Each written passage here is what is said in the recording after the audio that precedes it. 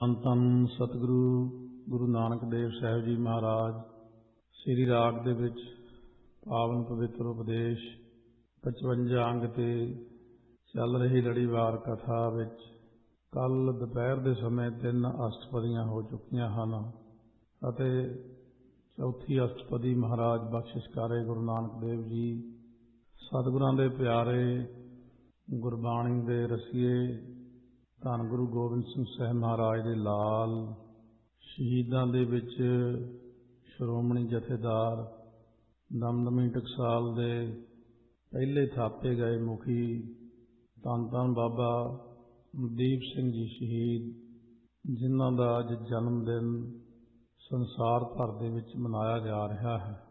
ਉਹਨਾਂ ਯੋਧਿਆਂ ਨੂੰ ਯਾਦ ਕਰਦਿਆਂ ਹੋਇਆਂ ਜਿਨ੍ਹਾਂ ਨੇ ਭਾਰੀ ਕੁਰਬਾਨੀਆਂ ਕੀਤੀਆਂ ਪੰਥ ਲਈ, ਉਹਨਾਂ ਦੇ ਨਾਲ ਨਾਲ ਬਾਬਾ ਗੁਰਬਖਸ਼ ਸਿੰਘ ਜੀ ਸ਼ਹੀਦ, ਜਿਨ੍ਹਾਂ ਨੇ ਸ਼ਹੀਦੀ ਪਾਈ ਸ੍ਰੀ ਹਰਿਮੰਦਰ ਸਾਹਿਬ ਅਕਾਲ ਤਖ਼ਤ ਸਾਹਿਬ ਦੇ ਪਿਛਲੇ ਪਾਸੇ ਸਥਾਨ ਬਣਿਆ ਹੋਇਆ। ਐਸੇ ਮਹਾਂਵੀਰ ਯੋਧਿਆਂ ਨੂੰ ਯਾਦ ਕਰਦਿਆਂ ਹੋਇਆਂ ਉਹਨਾਂ ਦੇ ਜੀਵਨ ਤੇ ਝਾਤ ਨਾਲ ਨਾਲ ਪੈਂਦੀ ਰਹੇਗੀ। ਸਤਿਗੁਰੂ ਮਹਾਰਾਜ ਦਾ ਪਾਵਨ ਪਵਿੱਤਰ ਉਪਦੇਸ਼ ਜਿਵੇਂ ਗੁਰੂ ਸਾਹਿਬ ਬਖਸ਼ਿਸ਼ ਕਰ ਰਹੇ ਨੇ, ਸ਼ਰਵਣ ਕਰਦੇ ਹਾਂ। ਸ੍ਰੀ ਰਾਗ ਮਹੱਲਾ ਪਹਿਲਾ। ਪਹਿਲੇ ਪਾਤਸ਼ਾਹ ਗੁਰੂ ਨਾਨਕ ਦੇਵ ਜੀ ਸ੍ਰੀ ਰਾਗ ਦੇ ਵਿੱਚ ਬਖਸ਼ਿਸ਼ ਕਰ ਰਹੇ ਹਨ। ਰਹਾਉ ਦੀਆਂ ਪੰਗਤੀਆਂ ਵਿੱਚ ਮਹਾਰਾਜ ਨੇ ਬਚਨ ਕੀਤਾ ਹੈ, ਭਾਈ ਰੇ ਇਉਂ ਸਿਰ ਜਾਣੋ ਕਾਲ।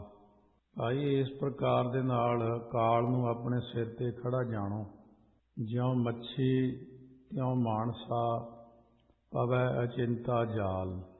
ਜਿਵੇਂ ਮੱਛੀ ਨੂੰ ਜਾਲ ਪੈ ਗਿਆ ਅਤੇ ਜਾਲ ਵਿੱਚ ਉਹ ਫਸ ਜਾਂਦੀ ਹੈ, ਤਿਵੇਂ ਮਨੁੱਖ ਨੂੰ ਵੀ ਅਚਾਨਕ ਕਾਲ ਦਾ ਜਾਲ ਪੈ ਜਾਂਦਾ।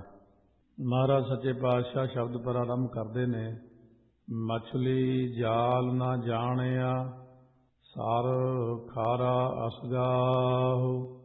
ਸੁਣਿਆ ਹਾਥ ਹੋਵੇ ਅਸਗਾਹੁ। ਨਾਮ ਦੇ ਸੁਣਨੇ ਕਰਕੇ ਡੂੰਘਾ, ਅਸਗਾਹੁ ਤੋਂ ਭਾਵ ਡੂੰਘਾ ਜਿਹੜਾ ਸਮੁੰਦਰ ਹੈ ਉਹ ਹੱਥਕ ਜਿੰਨਾ ਰਹਿ ਜਾਂਦਾ। ਇਸ ਤਰ੍ਹਾਂ ਅਸਗਾਹੁ ਅੱਖਰ ਇੱਥੇ ਆਉਣ ਕਰਕੇ ਹੀ ਜਪਜੀ ਸਾਹਿਬ ਦੀ ਪੰਗਤੀ ਯਾਦ ਆਈ ਹੈ। ਇੱਥੇ ਵੀ ਮਹਾਰਾਜ ਫਰਮਾਉਂਦੇ ਨੇ, ਅਸਗਾਹੁ ਡੂੰਘਾ ਤੇ ਖਾਰਾ ਜੋ ਸਮੁੰਦਰ ਹੈ, ਸਰ ਖਾਰਾ ਅਸਗਾਹੁ, ਉਹਦੇ ਵਿੱਚ ਰਹਿੰਦਿਆਂ ਹੋਇਆਂ ਮੱਛੀ ਨੇ ਜਾਲ ਨੂੰ ਨਾ ਜਾਣਿਆ ਵੀ ਜਾਲ ਪਾਇਆ ਹੈ ਮੈਨੂੰ ਫਸਾਉਣ ਲਈ, ਤੇ ਮੇਰੇ ਫਸਾਉਣ ਵਾਸਤੇ ਕੋਈ ਚੀਜ਼ ਪਈ ਹੋਈ ਹੈ ਅੱਗੇ। ਭਾਵੇਂ ਵੀ ਸਤਿਗੁਰੂ ਮਹਾਰਾਜ ਫਰਮਾਉਂਦੇ ਨੇ, ਜਿਹੜੀ ਮੱਛੀ ਹੁੰਦੀ ਹੈ ਅਤ ਸਿਆਣੀ ਸੋਹਣੀ ਕਿਉਂ ਕੀਤੋ ਵੇਸਾਹੁ। ਭਾਵੇਂ ਮੱਛੀ ਅਤ ਵੱਡੀ ਸਿਆਣੀ ਤੇ ਸੋਹਣੀ ਸੀ, ਪਰ ਉਹਨੇ ਵੇਸਾਹੁ ਭਰੋਸਾ ਕਿਉਂ ਕੀਤਾ ਕਿ ਮੈਂ ਵੱਡੇ ਸਮੁੰਦਰ ਵਿੱਚ ਆ, ਮੈਨੂੰ ਕੋਈ ਫਾੜ ਹੀ ਨਹੀਂ ਸਕਦਾ। ਇਹ ਉਹਦੀ ਸਿਆਣਪ ਨੇ ਉਹਨੂੰ ਮਾਰਿਆ। ਮਹਾਰਾਜ ਆਪ ਹੁਣ ਬਾਣੀ 'ਚ ਲਿਖਦੇ ਨੇ, ਅਤ ਸਿਆਣੀ ਸੋਹਣੀ। ਮੱਛੀ ਨੂੰ ਸਿਆਣੀ ਵੀ ਲਿਖਿਆ, ਸੋਹਣੀ ਵੀ ਲਿਖਿਆ। ਇਸ ਕਰਕੇ ਇਹ ਜੀਵ ਦੇ ਅੰਦਰ ਸਿਆਣਪ ਕਾਫੀ ਹੁੰਦੀ ਮੱਛੀ ਵਿੱਚ। ਸਿਆਣੀਆਂ ਮੱਛੀਆਂ ਵਿੱਚੋਂ ਜਿਵੇਂ ਡਾਲਫਨ ਮੱਛੀ, ਜੇ ਬੰਦਾ ਡੁੱਬਦਾ ਹੋਵੇ ਸਮੁੰਦਰ ਵਿੱਚ, ਉਹਨੂੰ ਖਿੱਚ ਕੇ ਕਿਨਾਰੇ ਤੇ ਲਿਆ ਕੇ ਰੱਖ ਦਿੰਦੀ ਹੈ। ਉਹਦੀ ਕਾਫੀ ਸਿਆਣਪ ਦੇਖਣ ਨੂੰ ਮਿਲੀ ਹੈ। ਸੋਹਣੀਆਂ ਵੀ ਮੱਛੀਆਂ ਬਹੁਤ ਕਈ ਪ੍ਰਕਾਰ ਦੇ ਰੰਗਾਂ ਦੀਆਂ ਹੁੰਦੀਆਂ ਨੇ। ਤਾਂ ਸਤਿਗੁਰੂ ਕਹਿੰਦੇ ਨੇ, ਭਾਵੇਂ ਉਹ ਕਿੰਨੀ ਸੋਹਣੀ ਅਤੇ ਸਿਆਣੀ ਹੈ, ਪਰ ਜਦੋਂ ਸ਼ਿਕਾਰੀ ਜਾਲ ਪਾਉਂਦਾ ਸਭ ਸਿਆਣਪਾਂ ਖਤਮ ਹੋ ਜਾਂਦੀਆਂ ਨੇ। ਕੀਤੇ ਕਾਰਨ ਪਾਕੜੀ ਕਾਲ ਨਾ ਟਲੈ ਸਿਰਾ। ਭਰੋਸੇ ਕਰਨੇ ਕਾਰਨ ਉਹ ਸਬੱਬ ਕਰਕੇ ਹੀ ਫੜੀ ਗਈ, ਕਿਉਂਕਿ ਸਿਰ ਤੋਂ ਕਾਲ ਜੋ ਨਹੀਂ ਟਲਦਾ। ਭਾਈ ਰੇ ਇਉਂ ਸਿਰ ਜਾਣਹੁ ਕਾਲ। ਮਹਾਰਾਜ ਕਹਿੰਦੇ ਇਸੇ ਤਰ੍ਹਾਂ ਅਸਗਾਹ ਜੋ ਡੂੰਘਾ ਸੰਸਾਰ ਸਮੁੰਦਰ ਹੈ ਨਾ, ਪਦਾਰਥਾਂ ਰੂਪ ਪਾਣੀ ਦੇ ਨਾਲ ਭਰਿਆ ਹੋਇਆ ਹੈ। ਫਿਰ ਖਾਰਾ ਕਿਵੇਂ ਹੈ? ਕਹਿੰਦੇ ਦੁੱਖ ਮਾਝ ਹੋਰ ਦੁੱਖ ਹੋਣੇ, ਦੁੱਖ ਤੇ ਦੁੱਖ ਪਈ ਜਾਣਾ, ਇਹੀ ਖਾਰਾਪਣਾ ਇਹਦੇ 'ਚ। ਇਸ ਵਿੱਚ ਰਹਿੰਦਿਆਂ ਹੋਇਆਂ ਜੀਵ ਰੂਪ ਮੱਛੀ ਨੇ ਜਮਾਂ ਦੇ ਜਾਲ ਨੂੰ ਨਹੀਂ ਜਾਣਿਆ। ਭਾਵੇਂ ਜੀਵ ਰੂਪ ਮੱਛੀ ਬਹੁਤ ਸਿਆਣੀ ਅਤੇ ਸੋਹਣੀ ਵੀ ਸੀ, ਪਰ ਇਹਨੇ ਭਰੋਸਾ ਕਿਉਂ ਕੀਤਾ ਕਿ ਮੈਨੂੰ ਜਮਾਂ ਨੇ ਨਹੀਂ ਮਾਰਨਾ, ਮੇਰਾ ਇੰਤਜ਼ਾਮ ਬੜਾ ਕੀਤਾ ਹੋਇਆ।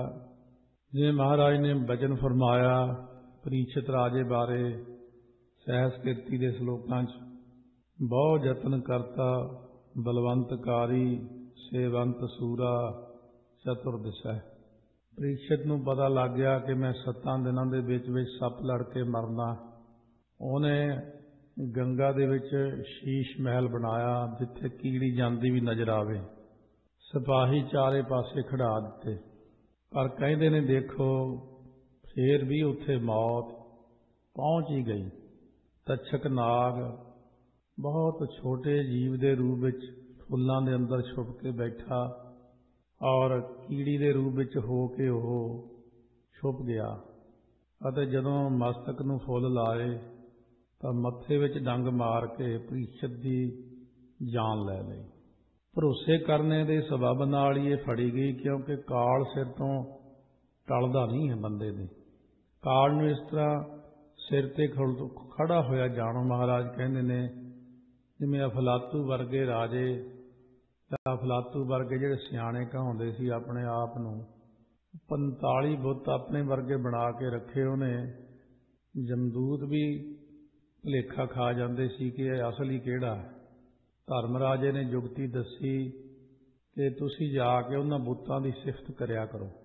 ਪਹਿਲਾ ਠੀਕ ਹੈ, ਦੂਜਾ, ਤੀਜਾ, ਚੌਥਾ, ਪੰਜਵਾਂ ਸਾਰੇ ਠੀਕ ਹੈ ਬਈ, ਆਹ 6ਵੇਂ 7ਵੇਂ 'ਚ ਨੁਕਸ ਕੱਢ ਦਿਓ ਵੀ ਇਹਦਾ ਨੱਕ ਥੋੜ੍ਹਾ ਜਿਹਾ ਵਿੰਗਾ, ਜੇ ਨਾ ਵਿੰਗਾ ਹੁੰਦਾ ਇਹ ਵੀ ਸੋਹਣਾ ਲੱਗਦਾ।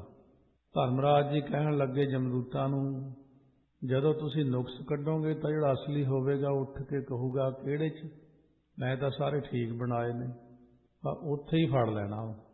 ਜਿੰਨਾ ਮਰਜ਼ੀ ਸਿਆਣਾ ਹੋਵੇ, ਸੋਹਣਾ ਹੋਵੇ, ਮਹਾਰਾਜ ਕਹਿੰਦੇ ਨੇ ਸੰਸਾਰ ਦੇ ਅੰਦਰ ਅਤ ਸੁੰਦਰ ਕੁਲੀਨ ਚਤੁਰ ਮੁਖ ਗਿਆਨੀ ਧਨਵੰਤ ਮਿਰਤਕ ਕਹੀ ਹੈ ਨਾਨਕਾ ਜਿਹ ਪ੍ਰੀਤ ਨਹੀਂ ਭਗਵੰਤ। ਜਿਉ ਮੱਛੀ ਤਿਉ ਮਾਨਸਾ ਪਵੈ ਅਚਿੰਤਾ ਜਾਲ ਰਹਾਉ। ਜਿਵੇਂ ਮੱਛੀ ਨੂੰ ਸਮੁੰਦਰ ਵਿੱਚ ਰਹਿੰਦਿਆਂ ਅਚਾਨਕ ਜਾਲ ਪੈ ਜਾਂਦਾ, ਉਵੇਂ ਮਨੁੱਖ ਨੂੰ ਵੀ ਸੰਸਾਰ ਵਿੱਚ ਰਹਿੰਦਿਆਂ ਹੋਇਆਂ ਅਚਾਨਕ ਜਮਦੂਤਾਂ ਦਾ ਜਾਲ ਪੈ ਜਾਂਦਾ। ਵਿਸ਼ਰਾਮ ਦੇ ਕੇ ਫਰਮਾਉਂਦੇ ਨੇ, ਸਭ ਜਗ ਬਾਧੋ ਕਾਲ ਕੋ ਬਿਨ ਗੁਰ ਕਾਲ ਅਫਾਰ। ਕਾਲ ਨੇ ਸਾਰੇ ਜਗਤ ਨੂੰ ਹੀ ਬੰਨਿਆ ਹੋਇਆ ਹੈ। ਗੁਰੂ ਸਾਹਿਬ ਤੋਂ ਬਿਨਾਂ ਇਹ ਕਾਲ ਜਿਹੜਾ ਹੈ ਅਫਾਰ ਹੁੰਦਾ, ਅਮੋੜ ਹੀ ਹੈ, ਕਿਉਂਕਿ ਗੁਰੂ ਸਾਹਿਬ ਦੀ ਮਦਦ ਤੋਂ ਬਿਨਾਂ ਇਹ ਕਾਲ ਨਹੀਂ ਹਟ ਸਕਦਾ। ਕਾਲ ਨੂੰ ਸਾਰੀ ਸ੍ਰਿਸ਼ਟੀ ਨੂੰ ਦੱਸਿਆ ਕਿ ਕਾਲ ਨੂੰ ਕਿਹਾ ਤੇਰਾ ਖਾਜਾ ਹੈ ਸ੍ਰਿਸ਼ਟੀ, ਕਾਲ ਦੇ ਅਧੀਨ ਹੈ ਸਭ ਕੋਈ। ਤਾਈਓ 10ਵੇਂ ਪਾਤਸ਼ਾਹ ਨੇ ਉਚਾਰਨ ਕੀਤਾ, ਕਾਲਨ ਕੋ ਕਾਲ ਮਹਾਕਾਲਨ ਕੋ ਕਾਲ ਹੈ, ਅਕਾਲ ਪੁਰਖ ਵਾਹਿਗੁਰੂ। ਸੱਚ ਰਤੇ ਸੇ ਉਬਰੇ ਦੁਬਿਧਾ ਛੋੜ ਵਿਕਾਰ। ਜਿਹੜੇ ਦੁਬਿਧਾ ਆਦਿਕ ਵਿਕਾਰਾਂ ਨੂੰ ਛੱਡ ਕੇ ਪਰਮਾਤਮਾ ਦੇ ਸੱਚੇ ਨਾਮ ਵਿੱਚ ਰੰਗੇ ਹੋਏ ਨੇ, ਉਹ ਮੌਤ ਤੋਂ ਬਚ ਗਏ ਨੇ, ਕਿਉਂਕਿ ਉਹਨਾਂ ਦੇ ਨੇੜੇ ਫਿਰ ਕਾਲ ਜਾਂਦਾ ਨਹੀਂ। ਕਾਲ ਵੀ ਵਾਹਿਗੁਰੂ ਦੇ ਹੁਕਮ ਦੇ ਵਿੱਚ ਹੈ। ਨੀਸ਼ਰਵਾਦੀਆਂ ਨੇ ਕਾਲ ਨੂੰ ਹੀ ਸਭ ਤੋਂ ਵੱਡਾ ਮੰਨਿਆ ਕਿ ਕਾਲ ਜਿਹੜਾ ਵੱਡਾ ਹੈ, ਕਾਲ ਤੋਂ ਉੱਤੇ ਹੋਰ ਕੁਝ ਨਹੀਂ। ਪਰ ਮਹਾਂਪੁਰਖ ਦੱਸਦੇ ਸੀ ਬਈ ਜਦੋਂ ਮਹਾਂਪਰਲੋਂ ਆਉਂਦੀ ਹੈ ਤਾਂ ਇਹ ਕਾਲ ਦੀਆਂ ਵੀ ਚੀਕਾਂ ਪੈ ਜਾਂਦੀਆਂ, ਇਹ ਵੀ ਮਰ ਜਾਂਦਾ, ਉਦੋਂ ਖਤਮ ਹੋ ਜਾਂਦਾ। ਕਾਲ ਕਾਲਨ ਕੋ ਕਾਲ ਮਹਾਕਾਲਨ ਕੋ ਕਾਲ ਹੈ ਪਰਮੇਸ਼ਰ।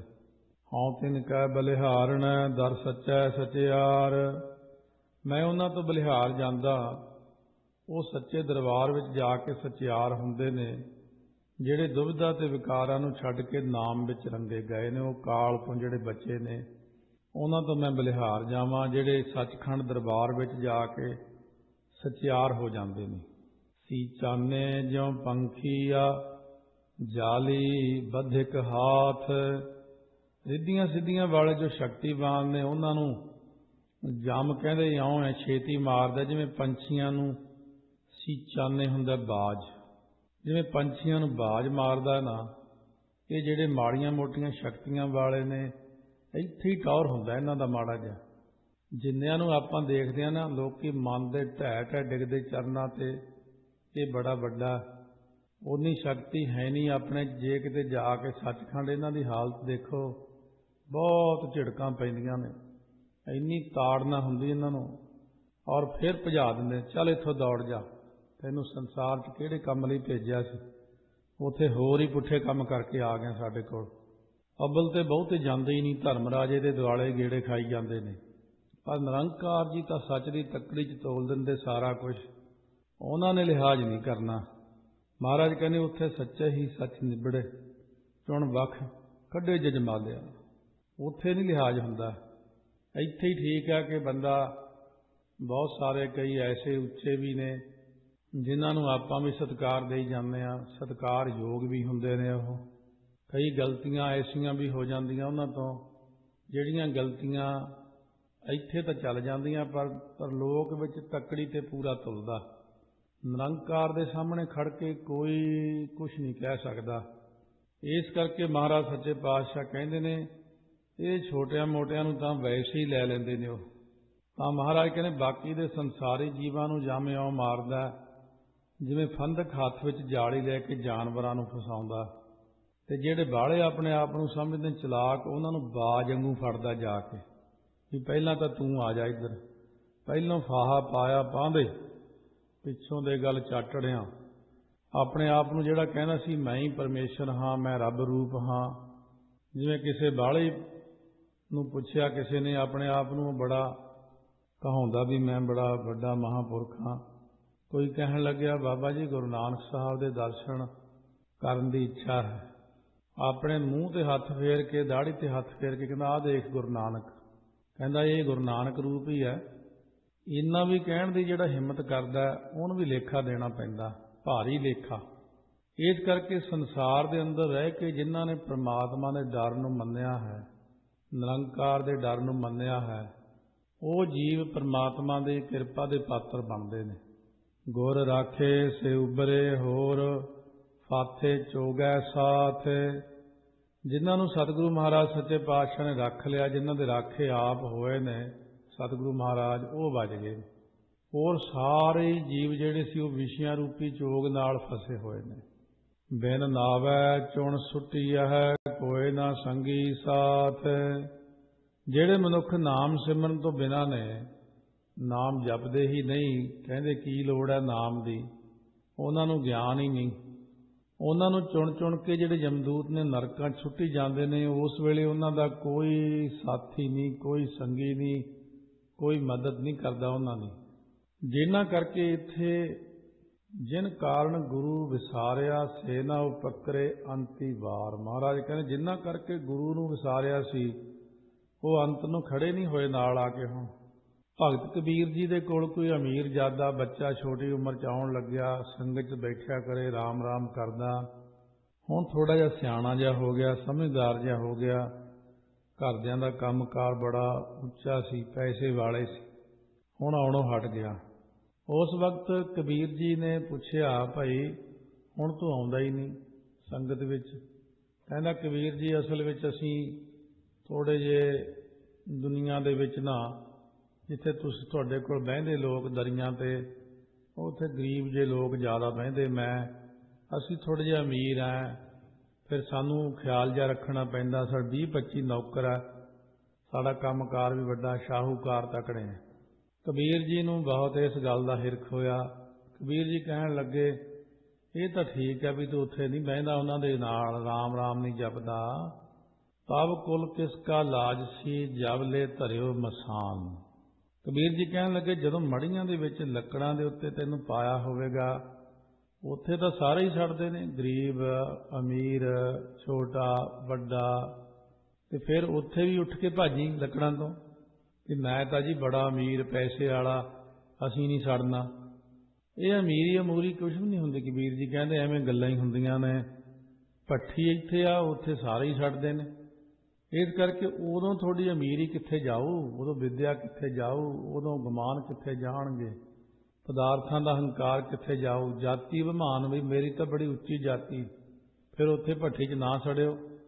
ਇਸ ਕਰਕੇ ਗੁਰਬਾਣੀ ਦੀ ਸਿੱਖਿਆ ਅਨੁਸਾਰ ਚੱਲਦੇ ਹੋਏ, ਭਾਵੇਂ ਵੀ ਇਹ ਗੱਲ ਮਨ ਦੇ ਉੱਤੇ ਚੋਟ ਕਰਦੀ ਆ ਆਪਣੇ, ਜਦੋਂ ਆਪਾਂ ਕੋਈ ਗੱਲ ਬੋਲਦੇ ਹਾਂ, ਕਿਉਂਕਿ ਸੱਚਾਈ ਹਮੇਸ਼ਾ ਹੀ ਚੋਟ ਕਰ ਜਾਂਦੀ, ਚੁੱਭ ਜਾਂਦੀ ਮਨ ਨੂੰ।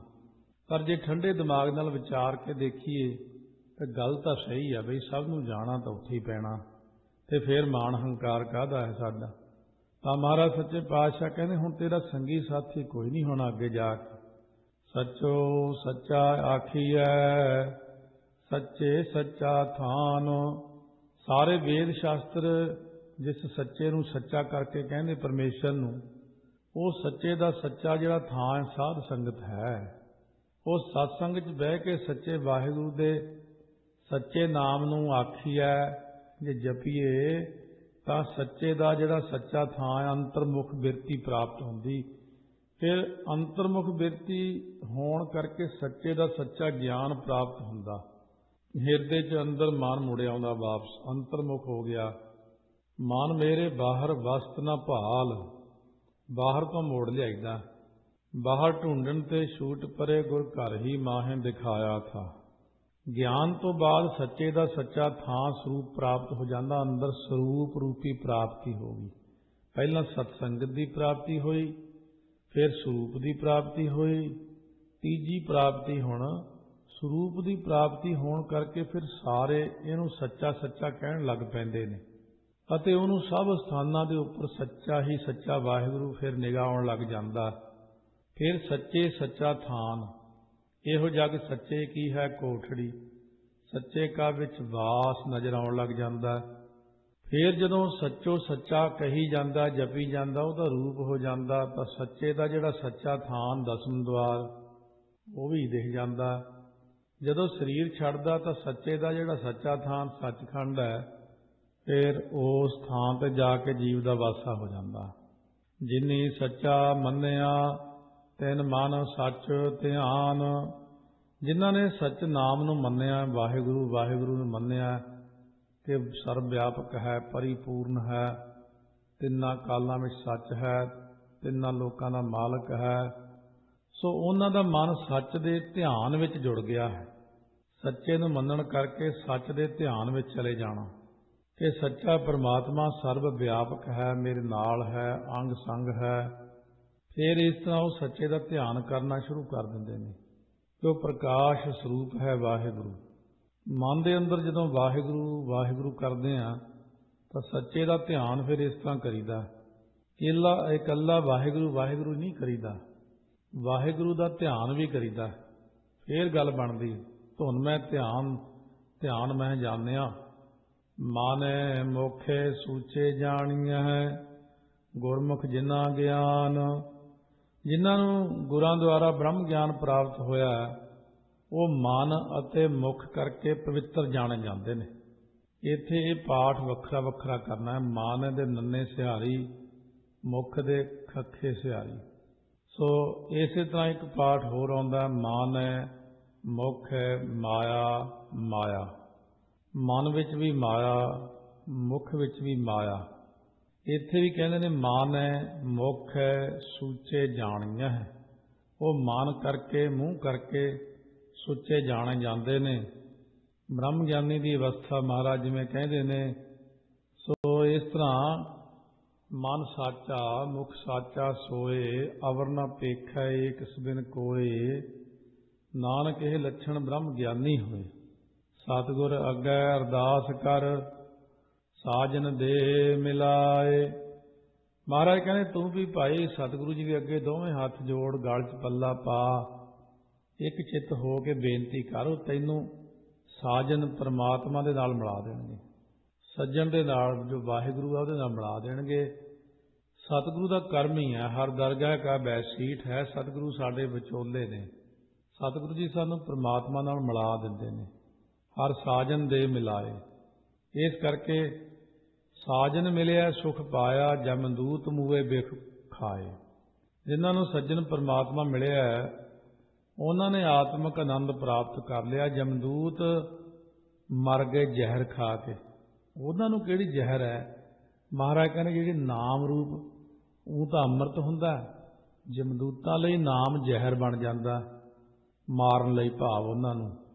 ਨਾਮ ਹੈ ਤਾਂ ਮਿੱਠਾ ਪਰ ਜਮਦੂਤਾਂ ਦੇ ਮਾਰਨੇ ਨੂੰ ਵਿਆਹ ਰੂਪ ਹੈ।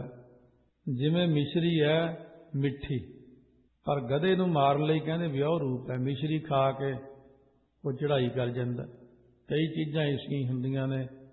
ਤਾਂ ਸਤਿਗੁਰੂ ਮਹਾਰਾਜ ਸੱਚੇ ਪਾਤਸ਼ਾਹ ਕਹਿੰਦੇ ਨਾਮ ਜਿਹੜਾ ਹੈ ਇਹ ਦੁਸ਼ਟ ਦੋਖੀਆਂ ਨੂੰ ਪਰੇ ਕਰ ਦਿੰਦਾ। ਨਾਮ ਦੇ ਸੁਣਨੇ ਕਰਕੇ ਜਮਦੂਤ ਆਪਣੇ ਆਪ ਹੀ ਦੌੜ ਜਾਂਦੇ ਨੇ, ਕਿਉਂਕਿ ਨਾਮ ਤੋਂ ਇਹ ਸਾਰੇ ਜਾਣੇ ਬਹੁਤ ਡਰਦੇ ਨੇ। ਨਾਵੈ ਅੰਦਰ ਹਉ ਵਸਾਂ, ਨਾਉ ਵਸੈ ਮਨ ਆਏ। ਪਰਮੇਸ਼ਰ ਨੇ ਆਕਾਸ਼ਬਾਣੀ ਕੀਤੀ, ਇਸ ਤਰ੍ਹਾਂ ਬਚਨ ਕੀਤਾ ਪ੍ਰਮਾਤਮਾ ਨੇ, ਅਥਵਾ ਪ੍ਰਮਾਤਮਾ ਇਉਂ ਫਰਮਾਉਂਦੇ ਨੇ। ਹਉ ਤੋਂ ਭਾਵ ਹੈ ਨਾਵੈ ਅੰਦਰ ਹਉ ਵਸਾਂ। ਪ੍ਰਮਾਤਮਾ ਜੀ ਕਹਿੰਦੇ ਮੈਂ ਨਾਮ ਦੇ ਅੰਦਰ ਵਸਦਾ ਅਤੇ ਨਾਮ ਜਪਣ ਵਾਲਾ ਮਨੁੱਖ ਮੇਰੇ ਵਿੱਚ ਆ ਕੇ ਵਸਦਾ ਹੈ। ਨਾਉ ਵਸੈ ਮਨ ਆਏ। ਉਹਦੇ ਹਿਰਦੇ ਵਿੱਚ ਜਦੋਂ ਨਾਮ ਵਸ ਜਾਂਦਾ ਹੈ ਅਤੇ ਉਹ ਮੇਰੇ ਵਿੱਚ ਹੀ ਹੌਲੀ ਹੌਲੀ ਲੀਨ ਹੋ ਜਾਂਦਾ ਹੈ। ਬਾਜ ਗੁਰੂ ਗੁਬਾਰ ਹੈ, ਬਿਨ ਸ਼ਬਦੈ ਬੂਝ ਨ ਪਾਏ। ਸਤਿਗੁਰੂ ਜੀ ਤੋਂ ਬਿਨਾਂ ਗਿਆਨ ਰੂਪ ਜਿਹੜਾ ਘੁੱਪ ਗਾੜਾ ਹਨੇਰਾ ਹੁੰਦਾ ਨਾ, ਉਹ ਗੁਰਾਂ ਦੇ ਉਪਦੇਸ਼ ਤੋਂ ਬਿਨਾਂ ਸਮਝ ਨਹੀਂ ਪੈਂਦੀ, ਕਿਉਂਕਿ ਬੂਝ ਨਹੀਂ ਪੈਂਦੀ, ਸਮਝ ਨਹੀਂ ਪੈਂਦੀ। ਸਤਿਗੁਰੂ ਦੇ ਉਪਦੇਸ਼ ਤੋਂ ਬਿਨਾਂ ਇਹ ਹਨੇਰਾ ਦੂਰ ਨਹੀਂ ਹੁੰਦਾ ਇਨਸਾਨ ਦਾ। ਹਨੇਰਾ ਅੰਦਰ ਬਹੁਤ ਜ਼ਿਆਦਾ ਛਾਇਆ ਹੋਇਆ। ਇਹ ਤਾਂ ਬਚਪਨ ਤੋਂ ਹੀ ਲੈ ਕੇ ਕਿਤੇ ਸੰਗਤ ਹੁੰਦੀ ਰਹੇ ਫਿਰ ਤਾਂ ਰਹਿੰਦਾ ਠੀਕ, ਜਦੋਂ ਬਚਪਨ ਤੋਂ ਲੈ ਕੇ ਤਾਂ ਹੋਰ ਹੀ ਕੁਝ ਸਿੱਖਿਆ ਹੋਇਆ, ਵੱਡੇ ਹੋਣ ਤੱਕ ਅੰਦਰ ਇੰਨੀਆਂ ਜੜ੍ਹਾਂ ਪ੍ਰਬਲ ਹੋ ਜਾਂਦੀਆਂ ਦੁਰਮਤ ਦੀਆਂ, ਗੁਬਾਰ ਦੀਆਂ, ਉਹ ਬਹੁਤ ਔਖੀਆਂ ਹੁੰਦੀਆਂ ਕੱਢਣੀਆਂ।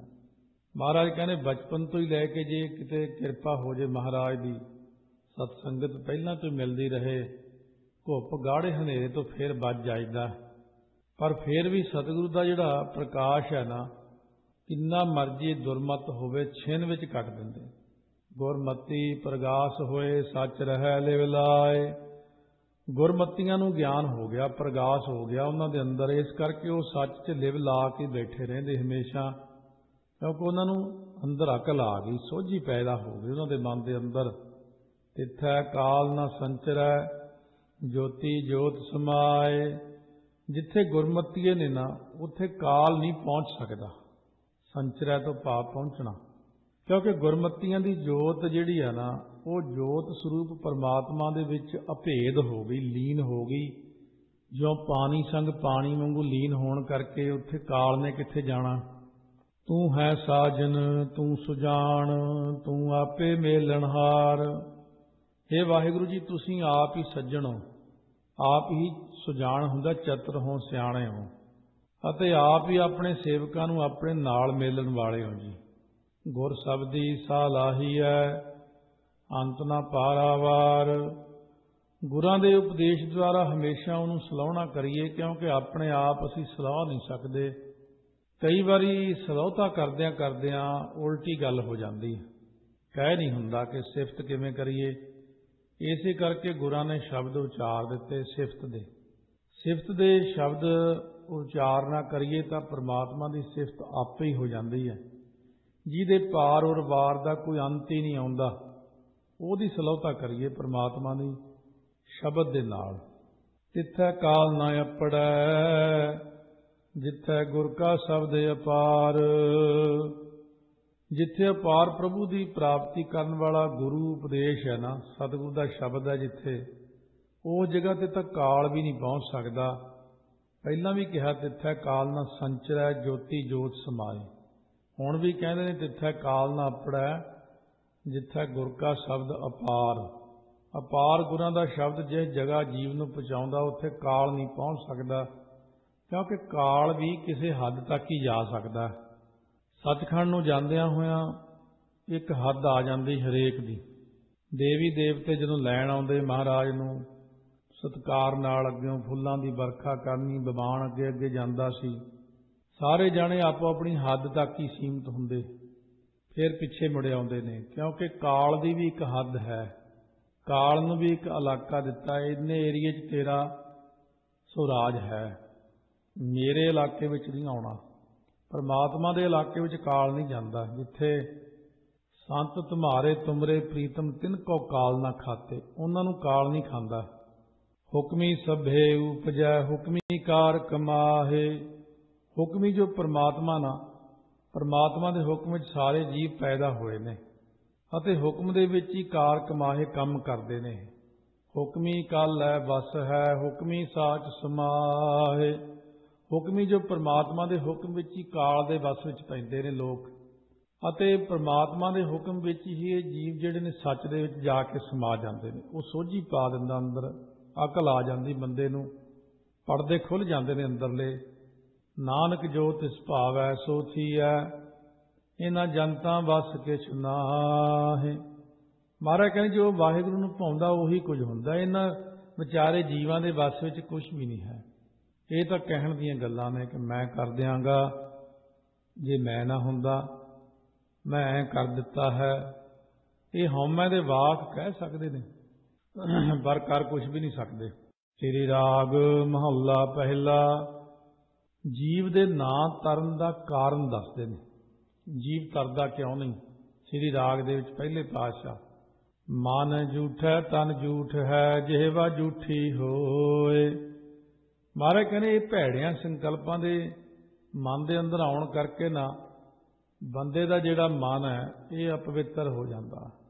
ਫਿਰ ਜਿਹੜੇ ਵਿਕਾਰ ਨੇ ਇਹਨਾਂ ਵਿੱਚ ਲੱਗਣ ਕਰਕੇ ਸਰੀਰ ਜਿਹੜਾ ਹੁੰਦਾ ਉਹ ਵੀ ਝੂਠ ਤੋਂ ਭਾਵ ਅਪਵਿੱਤਰ ਹੋ ਗਿਆ। ਝੂਠ ਬੋਲ ਬੋਲ ਕੇ ਇਹਦੀ ਜੀਭ ਜਿਹੜੀ ਹੈ ਉਹ ਵੀ ਅਪਵਿੱਤਰ ਹੋ ਗਈ। ਇਸ ਕਰਕੇ ਸਾਰਾ ਕੁਝ ਹੀ ਝੂਠਾ ਹੋਇਆ ਪਿਆ ਤੇਰਾ। ਤਾਂ ਮੁਖ ਝੂਠਾ ਝੂਠ ਬੋਲਣਾ, ਕਿਉਂ ਕਰ ਸੂਚਾ ਹੋਏ। ਮੂੰਹ ਦੇ ਨਾਲ ਜੀਵ ਝੂਠ ਹੀ ਝੂਠ ਬੋਲੀ ਜਾਂਦਾ ਹਰ ਵਕਤ, ਇੱਕ ਝੂਠ ਨੂੰ ਛੁਪਾਉਣ ਲਈ ਫਿਰ ਹੋਰ ਝੂਠ, ਹੋਰ ਝੂਠ, ਹੋਰ ਝੂਠ, ਫਿਰ 100 ਝੂਠ, ਫਿਰ 1000 ਝੂਠ। ਇੱਕ ਦਿਨ ਪਰਦੇ ਖੁੱਲ੍ਹ ਜਾਂਦੇ ਨੇ, ਸਾਰਾ ਝੂਠ ਸਾਹਮਣੇ ਆ ਜਾਂਦਾ। ਪਰ ਝੂਠਿਆਂ ਪਦਾਰਥਾਂ ਲਈ ਮੂੰਹ ਤੋਂ ਝੂਠ ਬੋਲਦਾ ਰਹਿੰਦਾ ਹਮੇਸ਼ਾ। ਕੂੜ ਬੋਲ ਮੁਰਦਾਰ ਖਾਏ। ਮਹਾਰਾਜ ਕਹਿੰਦੇ ਇਸ ਕਰਕੇ, ਇਸ ਲਈ ਜਿਹੜਾ ਨਾ ਜੀਵ ਇਹ ਪਵਿੱਤਰ ਕਿਸ ਵਜ੍ਹਾ ਕਰਕੇ ਹੋ ਸਕਦਾ, ਸੁੱਚਾ ਕਿਵੇਂ ਹੋਵੇ। ਬਿਨ ਅਬ ਸ਼ਬਦ ਨਾ ਮਾਂਜੀਐ, ਸਾਚੇ ਤੇ ਸੱਚ ਹੋਏ। ਗੁਰਾਂ ਦੇ ਉਪਦੇਸ਼ ਤੋਂ ਬਿਨਾਂ ਜਿਹੜਾ ਨਾ ਅਬ ਹੁੰਦਾ ਹਿਰਦਾ, ਜਿਵੇਂ ਆਪਾਂ ਕਹਿੰਦੇ ਅਭਿਮਾਨ, ਅਬ ਹੁੰਦਾ ਹਿਰਦੇ ਦਾ ਮਾਣ ਹੰਕਾਰ। ਇੱਥੇ ਗੁਰਾਂ ਨੇ ਵਾਕ ਲਿਖਿਆ ਬਿਨ ਅਬ ਸ਼ਬਦ ਨਾ ਮਾਂਜੀਐ। ਗੁਰਾਂ ਦੇ ਉਪਦੇਸ਼ ਤੋਂ ਬਿਨਾਂ ਜਿਹੜਾ ਹਿਰਦਾ ਮਾਂਜਿਆ ਨਹੀਂ ਜਾਂਦਾ। ਸੱਚ ਨਾਮ ਜਪਣ ਕਰਕੇ ਹੀ ਸੱਚ ਸਰੂਪ ਦੀ ਸੁਖ ਦੀ ਪ੍ਰਾਪਤੀ, ਆਤਮਕ ਆਨੰਦ ਦੀ ਹੁੰਦੀ ਪ੍ਰਾਪਤੀ। ਬਿਨ ਅਬ ਸ਼ਬਦ ਨਾ ਮਾਂਜੀਐ, ਸਾਚੇ ਤੇ ਸੱਚ ਹੋਏ। ਸੱਚ ਨਾਮ ਜਪਣ ਕਰਕੇ ਸੱਚੇ ਸੁਖ ਦੀ ਪ੍ਰਾਪਤੀ ਹੁੰਦੀ ਹੈ, ਕਿਉਂਕਿ ਬਿਨਾਂ ਸ਼ਬਦ ਤੋਂ ਅਬ ਜਿਹੜਾ ਅੰਦਰੋਂ ਮਾਂਜਿਆ ਨਹੀਂ ਜਾਂਦਾ।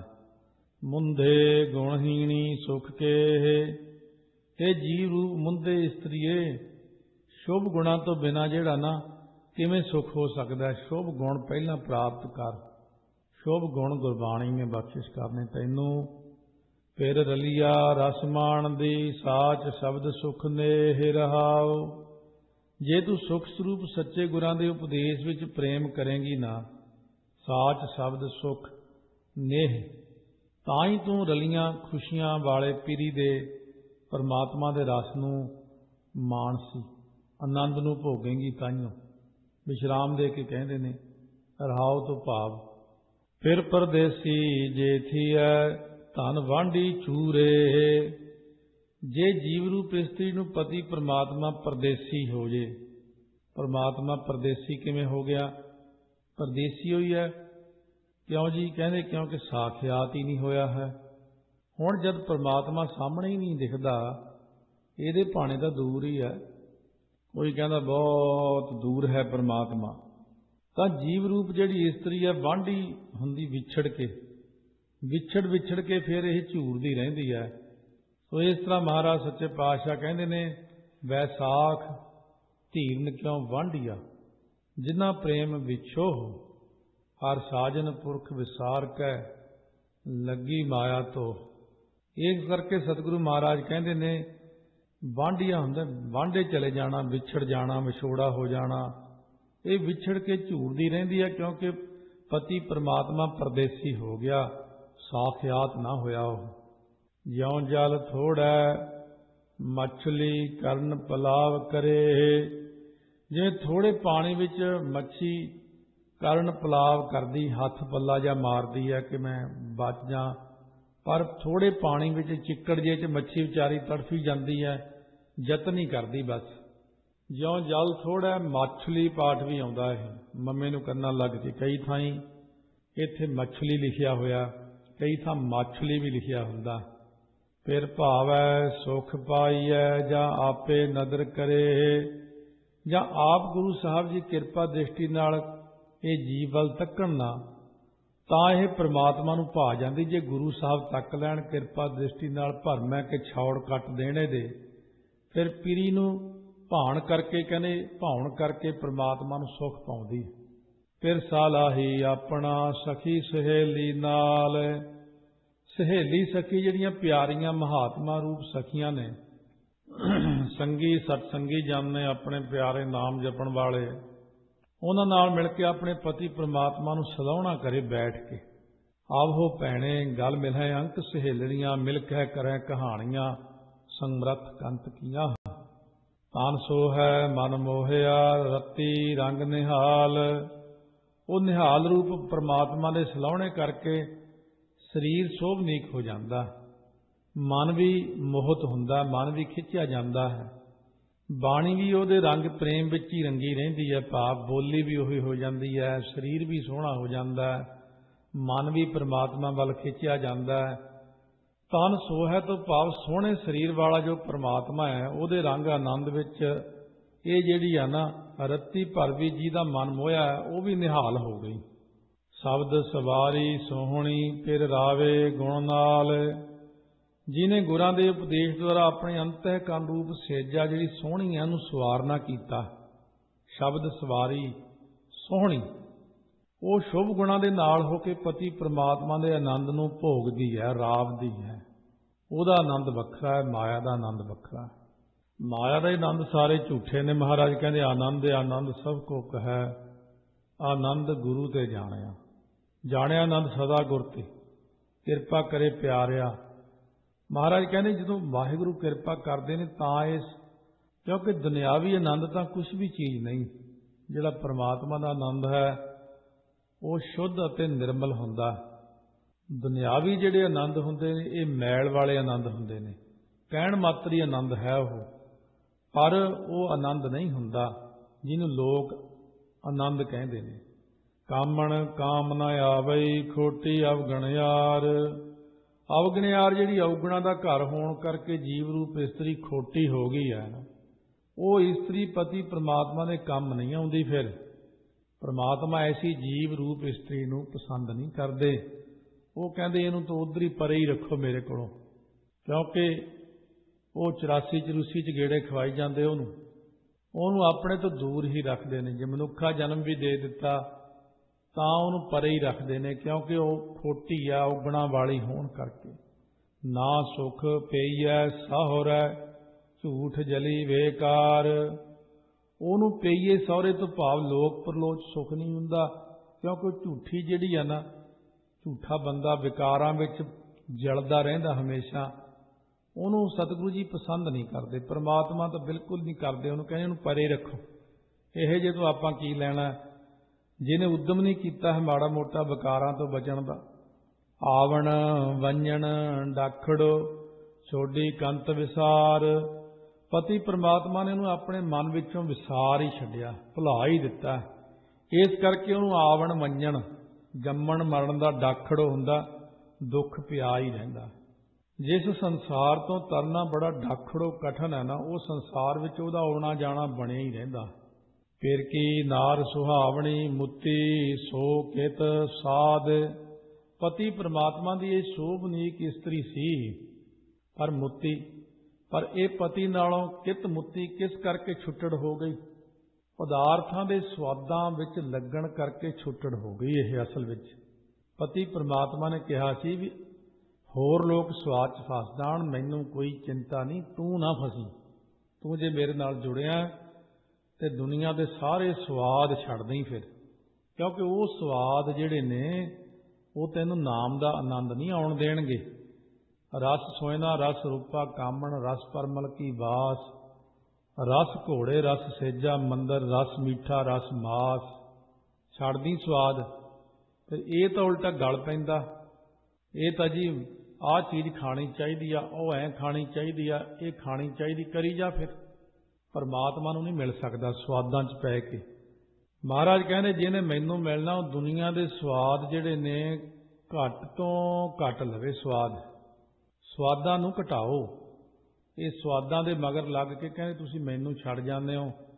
ਅੰਤ ਨੂੰ ਸਵਾਦ ਜਿਹੜੇ ਨੇ ਉਹਨਾਂ ਨੇ ਸਾਥ ਨਹੀਂ ਦੇਣਾ। ਸਵਾਦ ਜਦੋਂ ਮਰਨ ਲੱਗਿਆ ਉਦੋਂ ਪੁੱਛੇ ਸਵਾਦਾਂ ਨੂੰ ਹੁਣ ਮੇਰਾ ਸਾਥ ਦਿਓ। ਇਸ ਕਰਕੇ ਸਤਿਗੁਰੂ ਕਹਿੰਦੇ ਸਵਾਦ ਜਿਹੜੇ ਨੇ ਉਹ ਛੱਡ ਦੇ। ਸਵਾਦ ਛੱਡਣ ਦਾ ਨਾਮ ਹੀ ਸਾਧੂ ਹੈ। ਸਾਧ ਵਹੀ ਜਗ ਜਾਨੀਆਂ ਜਾ ਕੇ ਨਹੀਂ ਉਪਾਦ ਮਨ, ਫਿਰ ਕੈ ਕਾਮ ਨ ਆਵਈ ਬੋਲੇ ਫਾਦਿਲ ਬਾਦ। ਇਹ ਬਾਦ ਵਿਅਰਥੀ ਫਾਦਿਲ ਜਿਹੜੇ ਫਜ਼ੂਲ ਦੇ ਗੱਲਾਂ ਬੋਲਦੀ ਰਹਿੰਦੀ। ਇਸ ਕਰਕੇ ਪਤੀ ਪਰਮਾਤਮਾ ਦੇ ਕੰਮ ਨਹੀਂ ਆਉਂਦੀ, ਗੱਲਾਂ ਕਰਦੀ ਬਸ।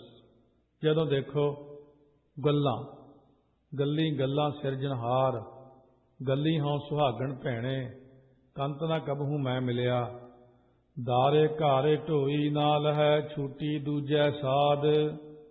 ਹੁਣ ਜਦੋਂ ਇਹ ਦਵੈਤ ਦੇ ਸਵਾਦ ਲੈਂਦੀ ਹੈ, ਦੂਜੇ ਸਵਾਦ ਲੈਂਦੀ, ਪਦਾਰਥਾਂ ਦੇ ਸਵਾਦ ਲੈਂਦੀ, ਵਿਕਾਰਾਂ ਦੇ ਸਵਾਦ ਲੈਂਦੀ ਹੈ, ਫਿਰ ਸਰੂਪ ਰੂਪੀ ਘਰ ਦੇ ਅੰਦਰ ਢੁਕਣਾ ਨਹੀਂ ਕਰਦੀ, ਉਹਦੇ ਅੰਦਰ ਨਹੀਂ ਜਾਂਦੀ। ਸਰੂਪ ਰੂਪ ਘਰ 'ਚ ਕਿਵੇਂ ਜਾਊ? ਕਹਿੰਦੀ ਚਲ ਆਹ ਸਵਾਦ ਲੈ ਹੀ ਲਵਾਂ, ਫੇਰ ਚਲੋ ਉਹ ਵੀ ਸਵਾਦ ਲੈ ਹੀ ਲਵਾਂ, ਫੇਰ ਆਉਣੀ ਅੰਦਰ ਨੂੰ। ਜਿਉਂ ਲੱਗਦੀ ਖਾਣ ਪੀਣ ਪਹਿਰਨ ਭੋਗਣ ਦੇ ਸਵਾਦਾਂ 'ਚ ਬਿਰਤੀ ਅੰਦਰ ਨੂੰ ਆਉਂਦੀ ਨਹੀਂ। ਜਿੱਥੇ ਅਸਲੀ ਆਨੰਦ ਸੀ ਉੱਥੇ ਆਈ ਨਹੀਂ ਮੁੜ ਕੇ। ਬਾਹਰ ਜਿਵੇਂ ਹਰਿਆ ਡੰਗਰ ਹੁੰਦਾ, ਬਾਹਰਲੇ ਥਾਂ ਮੂੰਹ ਮਾਰਦਾ ਫਿਰਦਾ ਥਾਂ ਥਾਂ ਦੇ ਉੱਤੇ। ਸੋ ਇਸ ਕਰਕੇ ਮਾਲਕ ਦਾ ਵਫਾਦਾਰ ਬਣਿਆ ਹੀ ਨਾ। ਮਾਲਕ ਨੇ ਅੰਦਰ ਆਨੰਦ ਰੱਖਿਆ ਹੋਇਆ ਸੀ। ਜਿਵੇਂ ਘਰ ਦੀਆਂ ਚੀਜ਼ਾਂ ਬਣੀਆਂ ਸਵਾਦ ਹੁੰਦੀਆਂ ਨੇ, ਘਰੇ ਸਾਫ਼ ਸੁਥਰੀਆਂ ਸੁੱਚੀਆਂ ਚੀਜ਼ਾਂ, ਪੌਸ਼ਟਿਕ ਚੀਜ਼ਾਂ, ਸਭ ਕੁਛ ਹੈ। ਪਰ ਨਿਆਣੇ ਬਾਹਰ ਖਾਣਗੇ ਜਾ ਕੇ, ਆਹ ਖਾ ਲਈਏ, ਉਹ ਖਾ ਲਈਏ, ਜੋ ਦੁਨੀਆ ਭਰ ਦਾ ਉਹ ਇੱਧਰਲੀਆਂ ਚੀਜ਼ਾਂ ਖਾ ਕੇ ਫਿਰ ਬਿਮਾਰ ਹੋ ਜਾਂਦੇ ਨੇ। ਜਦੋਂ ਫਿਰ ਡਾਕਟਰ ਕਹਿੰਦੇ ਵੀ ਘਰ ਦੀ ਚੀਜ਼ ਖਾਣੀ ਆ, ਬਾਹਰੋਂ ਨਹੀਂ ਖਾਣੀ, ਫਿਰ ਜਾ ਕੇ ਕਿਤੇ ਦਿਮਾਗ ਕੰਮ ਕਰਦਾ। ਬਾਹਰਲੀਆਂ ਚੀਜ਼ਾਂ ਖਾਣ ਨਾਲ ਬਿਮਾਰੀਆਂ ਲੱਗਦੀਆਂ ਨੇ। ਇਸੇ ਤਰ੍ਹਾਂ ਮਹਾਰਾਜ ਕਹਿੰਦੇ ਇਹ ਜਿਹੜਾ ਜੀਵ ਹੈ ਇਹ ਬਾਹਰ ਹੀ ਹੱਥ ਮਾਰਦਾ, ਹਮੇਸ਼ਾ ਪੁੱਠੇ ਸਵਾਦ ਲੈਂਦਾ ਬਾਹਰਲੇ, ਤੇ ਦਵੈਸ਼ ਭਾਵ ਦੇ ਪਦਾਰਥਾਂ ਸਵਾਦ ਲੈਣ ਕਰਕੇ ਹੌਲੀ ਹੌਲੀ ਫਿਰ ਪਤੀ ਪਰਮਾਤਮਾ ਵੀ ਕਹਿੰਦੇ ਚੱਲ ਠੀਕ ਹੈ, ਜੇ ਜਾਂਦੀ ਜਾਣ ਦੇ ਪਰੇ ਨੂੰ, ਇਹ ਤੋਂ ਆਪਾਂ ਕੀ ਲੈਣਾ ਹੁਣ, ਜਦੋਂ ਇਹ ਹਟਦੀ ਨਹੀਂ ਇਹ ਜੇ ਸਵਾਦ ਲੈਣੋਂ ਜੀਵ ਰੂਪ ਇਸਤਰੀ, ਪਰੇ ਜਾ ਫਿਰ ਮੇਰੇ ਕੋਲ ਨਾ ਆਈ ਹੁਣ। ਇਸ ਤਰ੍ਹਾਂ ਪਰਮਾਤਮਾ ਪਤੀ ਤੋਂ ਜੀਵ ਰੂਪ ਇਸਤਰੀ ਛੁੱਟੜ ਹੋ ਜਾਂਦੀ ਹੈ। ਪੰਡਿਤ ਵਾਚ ਹੈ ਪੋਥੀਆਂ ਨਾ ਬੂਝੈ ਵਿਚਾਰ। ਪੰਡਿਤ ਲੋਕ ਜਿਹੜੇ ਕੇਵਲ ਸ਼ਾਸਤਰਾਂ ਨੂੰ ਵਾਚਦੇ ਹੀ ਰਹਿੰਦੇ, ਉਹਨਾਂ ਦੇ ਵਿਚਾਰ ਜਿਹੜੇ ਸਿਧਾਂਤ ਨੂੰ ਨਹੀਂ ਸਮਝਦੇ। ਵੇਦਾਂ ਮਹਿ ਨਾਮ ਉੱਤਮ ਸੋ ਸੁਣਹਿ ਨਾਹੀ, ਫਿਰੈ ਜਿਉ ਬੇਤਾਲਿਆ। ਵੇਦਾਂ ਦੇ ਵਿੱਚ ਨਾਮ ਨੂੰ ਅਤੀ ਉੱਤਮ ਲਿਖਿਆ, ਸ਼ਾਸਤਰਾਂ ਵਿੱਚ ਸਿਮਰਤ ਵੇਦ ਪੁਰਾਣ ਪੁਕਾਰਨ ਪੋਥੀਆਂ, ਨਾਮ ਬਿਨਾ ਸਭ ਕੂੜ ਗੱਲ ਹੀ ਹੋਛੀ।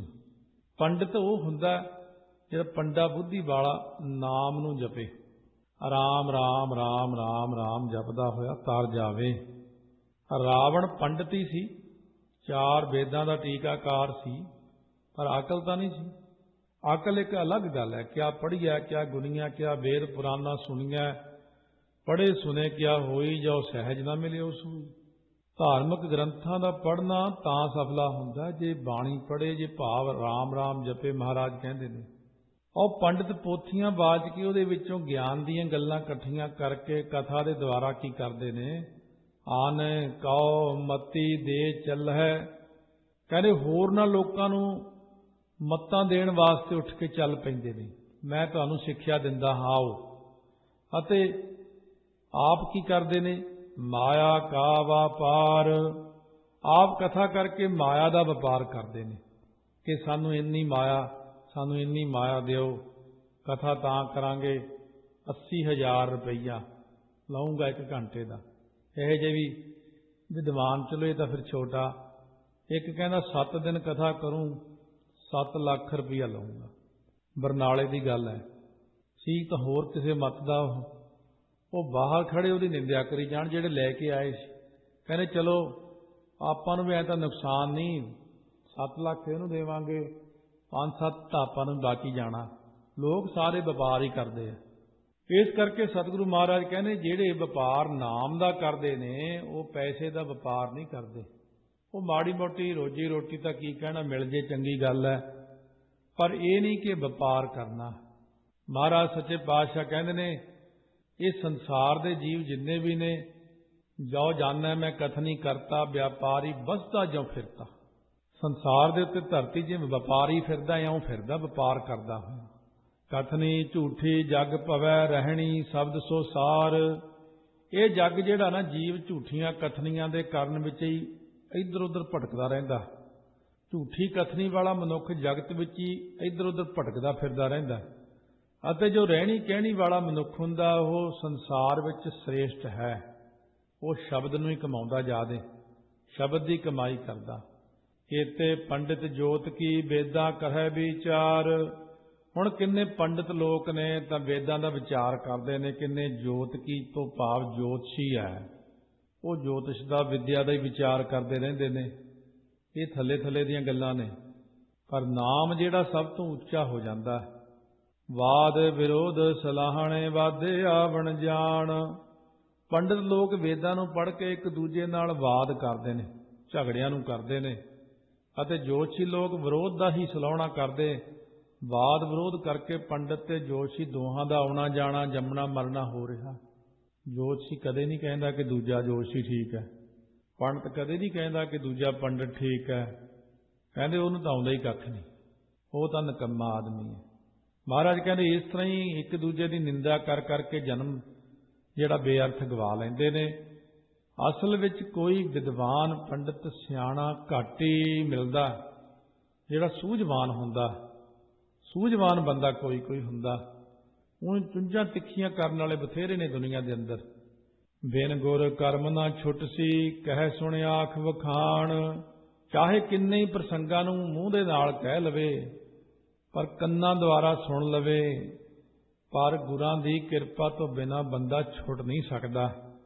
ਜਿੰਨਾ ਮਰਜ਼ੀ ਪ੍ਰਸੰਗ ਕਹੀ ਜਾਓ, ਸੁਣਨ ਵਾਲੇ ਵੀ ਮਸਤ ਹੋ ਜਾਣ, ਕਹਿਣ ਵਾਲਾ ਵੀ ਮਸਤ ਹੋ ਕੇ ਸੁਣਾਵੇ, ਪਰ ਦੋਨੋਂ ਹੀ ਨਹੀਂ ਬਚੇ। ਸਭ ਗੁਣਵੰਤੀ ਆਖੀਆ ਹੈ, ਮੈਂ ਗੁਣ ਨਾਹੀ ਕੋਏ। ਮਹਾਰਾਜ ਕਹਿੰਦੇ ਜੇ ਬਚਣਾ ਤਾਂ ਇਉਂ ਕਹੋ, ਇਹ ਨਾ ਕਹੋ ਮੇਰੇ 'ਚ ਗੁਣ ਹੈ। ਹੋਰ ਸਾਰੀਆਂ ਗੁਣਾਂ ਵਾਲੀਆਂ ਕਥਨ ਕੀਤੀਆਂ ਨੇ, ਪਰ ਮੇਰੇ 'ਚ ਕੋਈ ਗੁਣ ਹੀ ਨਹੀਂ ਹੈ ਜੀ। ਨਿਮਰਤਾ ਸਿੱਖਣੀ ਗੁਰੂ ਨਾਨਕ ਸਾਹਿਬ ਤੋਂ। ਜਦ ਇੰਨੇ ਵੱਡੇ ਗੁਰੂ ਨਾਨਕ ਦੇਵ ਜੀ ਨੇ, ਦਸੇ ਸਰੂਪ ਇੰਨੇ ਵੱਡੇ ਨੇ, ਜਦ ਨਿਰੰਕਾਰ ਨਾਲੋਂ ਵੱਡਾ ਤਾਂ ਕੋਈ ਵੀ ਨਹੀਂ। ਪਰ ਜੇ ਦੇਖੋ ਤਾਂ ਸਭ ਤੋਂ ਜ਼ਿਆਦਾ ਨਿਮਰਤਾ ਨਿਰੰਕਾਰ ਵਿੱਚ। ਨਿਰੰਕਾਰ ਜੀ ਆਪਣੇ ਪਿਆਰਿਆਂ ਨੂੰ ਦੇਖ ਕੇ ਖੜੇ ਹੋ ਜਾਂਦੇ ਨੇ। ਔਰ ਨਿਰੰਕਾਰ ਜੀ ਬਾਰੇ ਲਿਖਿਆ, ਭਗਤਾਂ ਕਾ ਆਗਿਆਕਾਰੀ ਸਦਾ ਸਦਾ ਸੁਖਦਾਈ। ਤਰਲੋਚਨ ਭਗਤ ਜੀ ਬਾਜ਼ਾਰ ਚਲੇ ਗਏ, ਨੌਕਰ ਲੱਭ ਕੇ ਲਿਆਉਣਾ ਸੀ। ਪਤਨੀ ਕਹਿਣ ਲੱਗੀ, ਜੀ ਨੌਕਰ ਤਾਂ ਕੋਈ ਰੱਖ ਲਈਏ, ਹੁਣ ਬਜ਼ੁਰਗ ਹੋ ਗਏ ਤੁਸੀਂ ਤੇ ਮੈਂ, ਘਰ ਦੇ ਕੰਮ ਤਾਂ ਔਖੇ ਨੇ। ਕਹਿੰਦੇ ਅੱਛਾ ਮੈਂ ਨੌਕਰ ਲੱਭ ਕੇ ਲਿਆਉਂਦਾ। ਪਰਮਾਤਮਾ ਨੂੰ ਪਤਾ ਲੱਗ ਗਿਆ ਵੀ ਨੌਕਰ ਲੱਭਣ ਚੱਲਿਆ। ਪਰਮਾਤਮਾ ਆਪ ਹੀ ਨੌਕਰ ਦਾ ਭੇਸ ਬਣਾ ਕੇ ਬਾਜ਼ਾਰ 'ਚ ਖੜ ਗਏ। ਭੋਲਾ ਜਿਹਾ ਸੁਭਾਅ, ਖੱਦਰ ਦਾ ਕੁੜਤਾ ਪਜਾਮਾ, ਖੱਦਰ ਦਾ ਹੀ ਪਰਨਾ ਜਿਹਾ, ਗੋਗਲੂ ਜਿਹਾ ਬਣ ਕੇ, ਬਹੁਤਾ ਜ਼ਿਆਦਾ ਸੋਹਣਾ ਜਿਹਾ, 20-22 ਸਾਲ ਦਾ, ਇੰਨੀ ਉਮਰ ਬਣ ਕੇ ਖੜੇ ਭੋਲੇ ਜਿਹੇ ਸੁਭਾਅ 'ਚ। ਭਗਤ ਜੀ ਨੂੰ ਵੀ ਚੰਗੇ ਲੱਗੇ। ਕਹਿੰਦੇ ਜੀ ਭਾਈ ਤੂੰ ਸਾਡੇ ਘਰ ਨੌਕਰੀ ਕਰੇਂਗਾ, ਜਿੱਥੇ ਸਾਰੇ ਲੋਕ ਖੜਦੇ ਆ ਨੌਕਰੀਆਂ ਵਾਲੇ, ਵੀ ਸਾਨੂੰ ਕੰਮ ਤੇ ਕੋਈ ਲੈ ਜੇ। ਕਹਿੰਦੇ ਹਾਂ ਜੀ ਨੌਕਰੀ ਭਗਤਾਂ ਦੇ, ਜਿੱਥੇ ਮਰਜ਼ੀ ਲੈ ਜਾਓ। ਇਉਂ ਕਰ ਕਰਾ ਕੇ ਭਗਤ ਜੀ ਕਿੰਨੇ ਹੀ ਸਾਲ ਤਰਲੋਚਨ ਭਗਤ ਦੇ ਘਰ ਨੌਕਰ ਬਣ ਕੇ ਉਹਦੀ ਸੇਵਾ ਕਰਦੇ ਰਹੇ। ਉਹਨੂੰ ਪਤਾ ਹੀ ਨਹੀਂ ਲੱਗਿਆ। ਪਰਮਾਤਮਾ ਵਿੱਚ ਕੋਈ ਹੈਂਕੜ ਨਹੀਂ, ਕੋਈ ਹੰਕਾਰ ਨਹੀਂ, ਕੁਛ ਨਹੀਂ ਉਹਦੇ 'ਚ। ਇੰਨੀ ਨਿਮਰਤਾ। ਸਭ ਤੋਂ ਵੱਧ ਗਰੀਬ ਪਰਮਾਤਮਾ। ਉਹ ਕਿਵੇਂ? ਕਹਿੰਦੇ ਉੱਥੇ ਮਾਇਆ ਹੀ ਨਹੀਂ ਹੈ। ਜਦੋਂ ਮਾਇਆ ਆਉਣੀ ਸ਼ੁਰੂ ਹੁੰਦੀ ਹੈ ਤਾਂ ਹੈਂਕੜ ਆਉਣੀ ਸ਼ੁਰੂ ਹੁੰਦੀ ਬੰਦੇ 'ਚ। ਪਰਮਾਤਮਾ ਵਿੱਚ ਮਾਇਆ ਨਾ ਹੋਣ ਕਰਕੇ ਸਭ ਤੋਂ ਵੱਧ ਗਰੀਬ, ਨਿਮਰਤਾ ਵਾਲਾ। ਗੁਰੂ ਨਾਨਕ ਦੇਵ ਜੀ ਉਦੋਂ ਨਿਮਰਤਾ ਵਾਲੇ। ਸਿੱਧਾਂ ਨੇ ਪਰਮਾਤਮਾ ਤੋਂ ਗਰੀਬੀ ਮੰਗੀ। ਪਰਮਾਤਮਾ ਕਹਿੰਦੇ 3 ਪਾਈਆ ਗਰੀਬੀ ਤਾਂ ਗੁਰੂ ਨਾਨਕ ਹੀ ਲੈ ਗਏ। ਪਾਈਆ ਕਿ ਸੰਸਾਰ ਦੀਆਂ ਗਊਆਂ ਕੋਲੇ। ਇਸ ਕਰਕੇ ਕਹਿੰਦੇ ਨੇ ਵੀ ਗੁਰੂ ਨਾਨਕ ਦੇ ਘਰ ਜਿਹੜੀ ਗਰੀਬੀ ਗਦਾ ਹਮਾਰੀ, ਇਹ ਗਰੀਬੀ ਜਿਹੜੀ ਹੈ ਨਿਮਰਤਾ ਹੈ। ਧੰਨ ਸੱਚੇ ਪਾਤਸ਼ਾਹ ਦੀ ਨਿਮਰਤਾ। 5 ਪਿਆਰਿਆਂ ਨੂੰ ਅੰਮ੍ਰਿਤ ਛਕਾ ਕੇ ਫਿਰ ਵੀਰ ਆਸਣ ਹੋ ਕੇ ਬੁੱਕ ਕਰਕੇ ਮੂਹਰੇ ਬਹਿ ਗਏ, ਖਾਲਸਾ ਜੀ ਮੈਨੂੰ ਵੀ ਅੰਮ੍ਰਿਤ ਛਕਾਓ। ਨਿਮਰਤਾ ਹੈ। 3 ਲੋਕਾਂ ਦਾ ਮਾਲਕ, ਤਾਰਨਹਾਰਾ, ਅੰਮ੍ਰਿਤ ਦੀ ਦਾਤ ਮੰਗਦਾ। ਇਹ ਨਿਮਰਤਾ ਹੈ ਗੁਰੂ ਕੇ ਪਿਆਰਿਆਂ ਦੇ ਵਿੱਚ। ਉਹਨਾਂ 10ਵੇਂ ਪਾਤਸ਼ਾਹ ਤੋਂ ਸੰਗਤ ਕਰਕੇ ਹੀ ਤਾਂ ਬਾਬਾ ਦੀਪ ਸਿੰਘ ਨੇ ਸ੍ਰੀ ਅਨੰਦਪੁਰ ਸਾਹਿਬ ਅੰਮ੍ਰਿਤ ਛਕਿਆ ਸੀ। ਇਸ ਕਰਕੇ ਸਤਿਗੁਰੂ ਮਹਾਰਾਜ ਸੱਚੇ ਪਾਤਸ਼ਾਹ ਸਾਡੇ ਤੇ ਕਿਰਪਾ ਕਰਦੇ ਨੇ। ਭਈ ਮਹਾਰਾਜ ਸੱਚੇ ਪਾਤਸ਼ਾਹ ਦੇ ਪਿਆਰੇ ਬਣ ਜਾਓ। ਆਖੋ ਮੇਰੇ 'ਚ ਕੋਈ ਗੁਣ ਨਹੀਂ। ਹਰ ਵਾਰ ਨਾਰ ਸੁਹਾਗਣੀ ਮੈਂ ਭਾਵੈ ਪ੍ਰਭ ਸੋਏ। ਹਰੀ ਰੂਪ ਜਿਹੜਾ ਪਤੀ ਵਾਲੀ ਇਸਤਰੀ ਸ਼ੋਭਨੀਕ ਹੈ ਨਾ, ਉਸ ਵੱਲ ਦੇਖ ਕੇ ਮੈਨੂੰ ਵੀ ਉਹ ਵਾਹਿਗੁਰੂ ਚੰਗਾ ਲੱਗਦਾ ਹੈ। ਨਾਨਕ ਸ਼ਬਦ ਮਿਲਾਵੜਾ ਨਾ ਵੇਛੋੜਾ ਹੋਏ। ਮਹਾਰਾਜ ਕਹਿੰਦੇ ਗੁਰਾਂ ਦੇ ਸ਼ਬਦ ਕਰਕੇ, ਉਪਦੇਸ਼ ਕਰਕੇ ਉਹਦੇ ਨਾਲ ਮਿਲਾਪ ਹੁੰਦਾ। ਇੱਕ ਵਾਰੀ ਮਿਲਾਪ ਹੋਣ ਨਾਲ ਫਿਰ ਕਦੇ ਵੀ ਵਿਛੋੜਾ ਨਹੀਂ ਹੁੰਦਾ। ਮਾਇਆਵੀ ਵਿਛੋੜੇ ਤਾਂ ਝੂਠੇ ਨੇ, ਮਾਇਆਵੀ ਮਿਲਾਪ ਵੀ ਝੂਠੇ ਨੇ।